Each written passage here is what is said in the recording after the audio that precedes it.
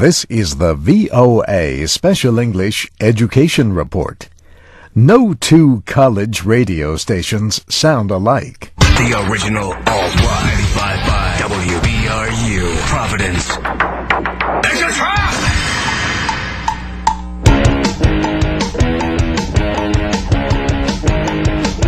Some stations have a low-budget sound and students do all the work.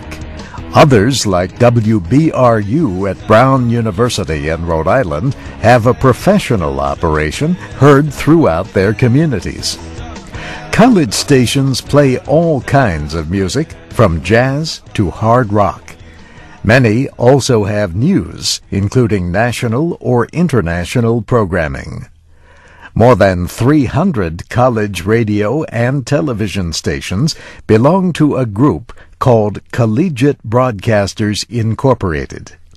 CBI helps organize a national college media conference which this year took place in Washington. Hundreds of students, professors, and media professionals were at the four-day event last week. Warren Kozirenski at the State University of New York, Brockport, is chairman of CBI. He points to WBRU as an example of a commercial station, meaning it earns money by selling time to advertisers. The station is licensed by the Federal Communications Commission, which polices the public airwaves.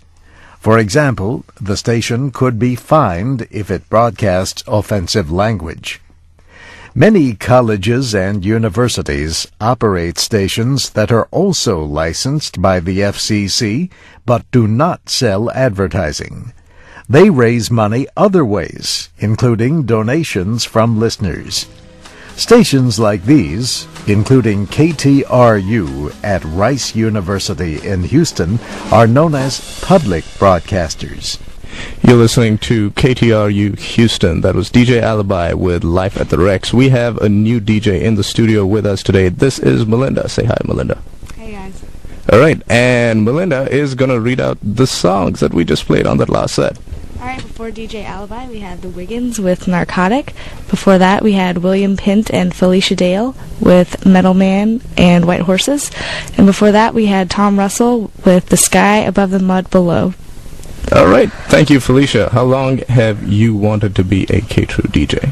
My name is Melinda, but Did I say Melinda? you said Felicia. Did I say Felicia? You said I'm sorry. Felicia because that was the name of the artist. Sorry about that. College radio stations may receive money from the student government or their school administration. Warren Kozirenski says a majority have small budgets of less than $50,000 a year. Some stations do not broadcast over the public airwaves, so they do not have to follow F.C.C. rules. They stream their programming over the Internet or are heard through cable systems.